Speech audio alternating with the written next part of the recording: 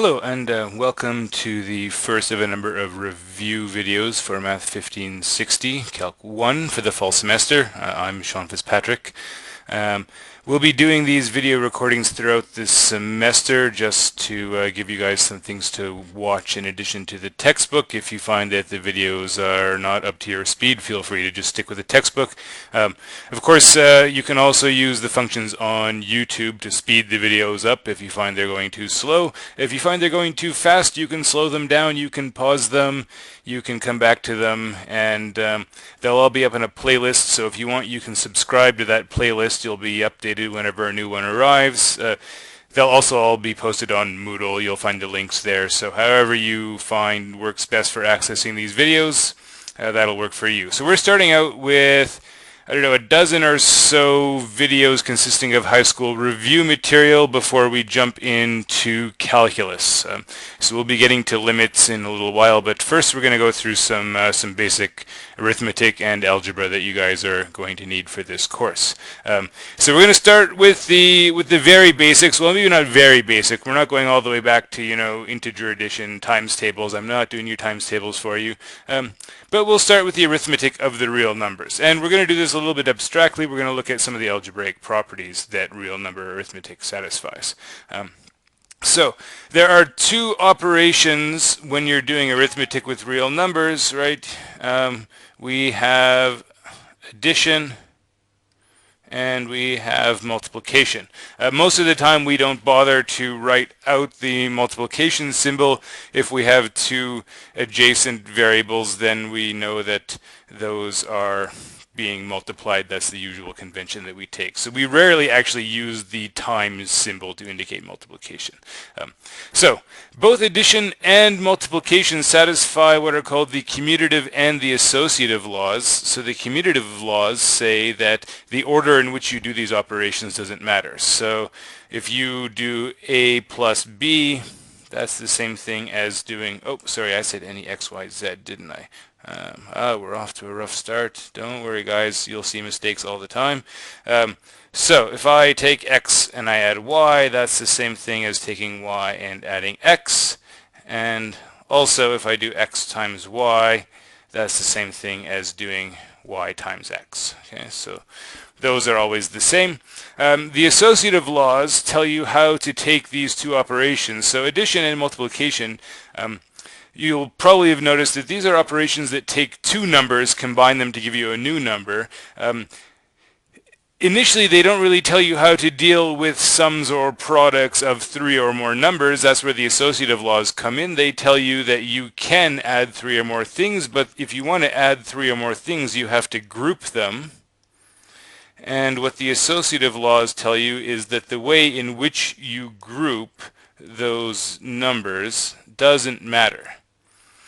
So you can combine y and z and then add x, or you can combine x and y and then add z. It doesn't matter. You can put brackets wherever you want, and it's not going to change the meaning of that statement. Right? Similarly, if I wanted to do x times y, z, that's the same thing as doing x, y times z. Right? So these are things that I'm sure you guys are all familiar with. There are two numbers which are called identities with respect to these two operations. There's an identity with respect to addition. This is, of course, 0. And so it's called the identity element because when you add it, nothing happens. The result is identical to what you started with. So x plus 0 equals x. And, of course, that's the same thing as doing 0 plus x. Now that last equality, I guess, is technically redundant because up here we have this commutative law telling us that, well, that order doesn't matter anyway. Similarly, for multiplication, we know there is an element so that when you multiply by that element, nothing happens, and that element is 1. So 1 times x equals x, which, of course, is, again, x times 1. Now, once you have identities lying around, you can then introduce inverses. And so these are the numbers that sort of, each real number kind of comes with a partner, and those two cancel each other out and leave you with the identity element. So with respect to addition, we're talking about negatives, right? If I do x and I add minus x, well, those are going to combine to give me 0. right? And for multiplication, well, for multiplication, not every number has a partner. There's one that doesn't. 0 does not have an inverse with respect to multiplication. But if y is not equal to 0, then you can say, all right, I can find y times, and there's going to be an element called 1 over y, and those are going to multiply together to give me 1, right? And of course, inverses are what you use to define subtraction in the case of the inverse with respect to addition, and multiplication, or sorry, division with respect to the inverse with respect to multiplication. Finally, there is the distributive law. So the distributive law, and we'll go into this in a bit more detail. The distributive law is the one that says that this tells you how addition and multiplication interact. So if I have two numbers that are being added and then I want to multiply by a third number, the distributive law says that you can push that third number through the brackets, and instead of doing an addition followed by a multiplication, you can do a couple of multiplications followed by an addition. Okay, so those are the properties of real number arithmetic, and of course these are the properties of basic integer arithmetic, working with whole numbers that you guys are all used to, but sometimes it doesn't hurt to say these things out loud. Now, let me say a little bit more about that distributive law, because it really is the property that drives a lot of the algebra that you do in high school and that you're going to do in a course like Math 1560. A lot of operations that you do come from this distributive law. So for example, grouping. Let's say I have 2x and I want to add 3x. Okay, well, you guys can all tell me that that's going to come out to give me 5x, right? If I have 2 of something and I add 3 of that same thing, I should have 5 of them. Why does that work? Well, one of the reasons why that works is that I could factor out that x, right? The order of multiplication doesn't matter, so I can think of that as x times 2 and x times 3. I can factor out the x. That leaves me with 2 plus 3. 2 plus 3, of course, is 5. So we get our 5x, right? And of course, the distributive law is also what comes into the picture if we're doing factoring, right? So if I have something like, I don't know, let's say I have y to the 4th plus y squared. Well, I might recognize that I could write y to the 4th as y squared times y squared using laws of exponents, and that other y squared, well, I could think of that as y squared times 1. Then I recognize, okay, I've got a common factor of y squared, so I can pull it out. Y squared times y squared plus 1.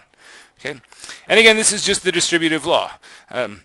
Factoring is the distributive law, right? And the other thing, the one that you guys probably know, I hesitate to use this acronym, FOIL, but you guys all probably learned it in high school, unless you went to a French high school, in which case you probably learned PA. But anyway, that's irrelevant. So FOIL tells you how to multiply two so-called binomials. If I wanted to do a plus b, and then I wanted to multiply by, say, c plus d. For example, if I was doing something like x plus 2 times, I don't know, x minus 3, something like this, I need to multiply that out.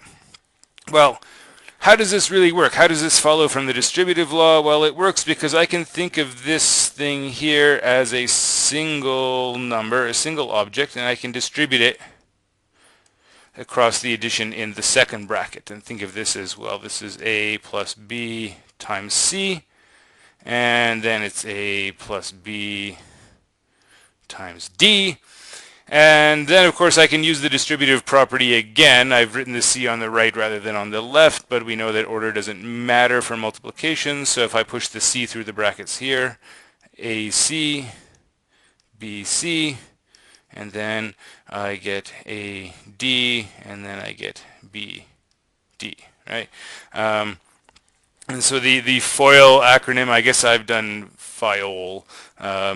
Is F is for the first terms in each pair, the O is for the outside terms, A times D, the I is the inside terms, B times C, and then BD, those are the last terms, right? So once you get a bit of practice, if you see something like x plus 2 times x minus 3, you guys are probably good at this. X times x is x squared minus 3x plus 2x minus 6, and you say, okay, that's x squared minus x minus 6, right? So you guys are comfortable with this sort of calculation, but it's useful to keep in mind that this does come from the distributive property. One of the reasons why it's useful to keep that in mind is, you might run into a case where, hey, maybe there's a third term, maybe there's like an x squared plus x plus 2 in there, right? And now FOIL doesn't work, that acronym doesn't apply anymore. But the distributive property still applies, and you can still work things out. So it's sometimes useful to keep that in mind. Okay, and we're going to talk a little bit about those inverses that we mentioned as well. Inverses are, in case of addition, it's what gives you negatives, right? And the fact that you can construct inverses is what allows you to solve basic equations using real numbers, right? There's a few other things that you're going to need, but one of them is going to be simple equation solving. So if I had, x plus 4 equals, I don't know, 7, right? That's going to mean, well, I could do x plus 4, and you can always add the same thing. An equation tells you that the two sides balance. They're the same. The number on the left is the same as the number on the right. So if I add the same thing to both sides, the two sides are still the same. So I could add the negative of 4, which is minus 4, and I could add minus 4 to the other side as well, 7 plus minus 4. And of course, well, you guys know that 7 plus minus 4, the way we would normally write that is simply 7 minus 4, right? The fact that we have these negatives is exactly how we define subtraction if we wanted to actually say what subtraction is, right? So if we wanted to say what a minus b is, well, a minus b really is defined as a plus the negative of b, right? Coming back up here, well, I'm not going to go through all of the steps, but I could use the associative property if I want, move these brackets over, put the 4 and the minus 4 together. Well, that would leave me with x plus 0, because 4 plus minus 4 is equal to 0, according to this. 7 minus 4, I know that that's equal to 3. Adding 0 does nothing, so I know that x equals 3, right? So we have this basic kind of equation solving that comes in. Minus 1, well, where does minus 1 come into the picture? Minus 1 comes into the picture because minus 1 times any number a is the same thing as the negative of a, right? Why is that true? Well, because if I did a and I added minus 1 times a, the distributive property tells me that I could think of this as, well, a times, well, that's a times 1. A times 1 plus minus 1, right? But 1 plus minus 1, that's 0, and one thing that I probably don't have to convince you guys of is that anything times 0 is 0, and so we see that it works out. The only other warning I'll give you with negatives is if you're not careful with brackets, you're going to end up with a world of hurt. So even with simple, integer arithmetic, 3 minus 4 minus 2, something like this, right? You got to be real careful with those brackets. If you're not paying attention, you're going to get the wrong answer. Now, one way, of course, I could do this, order of operations tells me I should do the brackets first. So 4 minus 2 is 2. So this is really just 3 minus 2, which is 1, right? The other way I could have done it is I could have first distributed that negative across the brackets. I'm really multiplying by minus 1 here. So I could have said that's equal to 3 minus 4 minus 2. Negative of a negative gives you back the original number. You can think of that as just kind of rewriting this relationship up here. So this is, 3 minus 4 plus 2, right? If you forget about pushing that minus sign through, right, that minus sign hits both terms. And I know you're probably thinking it's stupid that I'm even mentioning this, but I guarantee you that a lot of you are going to make this mistake at some point if you're not being careful. And so now you can do that sum again, 3 minus 4 plus 2, and of course it comes out to give you 1, the same as before. Okay, let's wrap up this video. We'll say a little bit about reciprocals. So we mentioned that with respect to multiplication, reciprocals give you the inverse, right? So we get this 1 over a, you might remember writing this in exponential notation as a to the minus 1, right? So negative exponents indicate reciprocals. That's also a useful thing to keep in mind. And this is something that we also use for equation solving, because if I had to solve something like 3x equals 5, right, I would multiply both sides by 1 over 3. 1 over 3 times 3x equals 1 over 3 times 5. And, well, the 1 over 3 combined with the 3 gives me just 1. And I know that 1 times x is just x. And so x is equal to, well, on the other side, that 1/3 times 5, I might write that by 5 over 3, because that's exactly how we define division.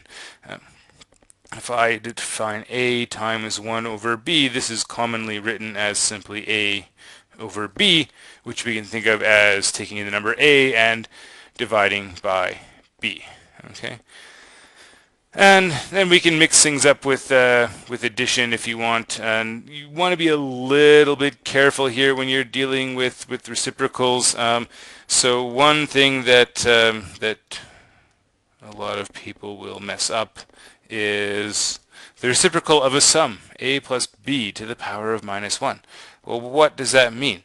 That means 1 over a plus b. And this is decidedly not the same thing, and I feel like I shouldn't even write it because some of you guys will remember this the wrong way. It's not the same thing as 1 over a plus 1 over b. These are not the same, and you got to be really careful there, okay? Because, well, think about it. Just put some numbers in. Take a equals, I don't know, 2, maybe b equals 5. So 2 plus 5 is 7, so on this side I would get 1 over 7. Over here I would get, well, 1/2 plus 1/5. And I hope that you guys won't tell me that 1/2 plus 1/5 is equal to 1/7, because it's definitely not. What is 1/2 plus a fifth? Well, 1/2, let's think in terms of decimals. 1/2 is 0.5. 1/5 is 0.2. So that's 0.7. What's 1 over 7? That's a lot smaller than that, right? 1 divided by 7, if I take one thing and divide it among 7 people, well, they're each getting a portion, which is an awful lot smaller than 0.7. We could work out what it is, but it's probably not a good use of our time. And of course, we could, if we wanted to, we could combine this thing as a single fraction. We could write this as 7 over 10, using rules for fraction arithmetic. And just in case you guys have forgotten your rules for fraction arithmetic, that will be the next video.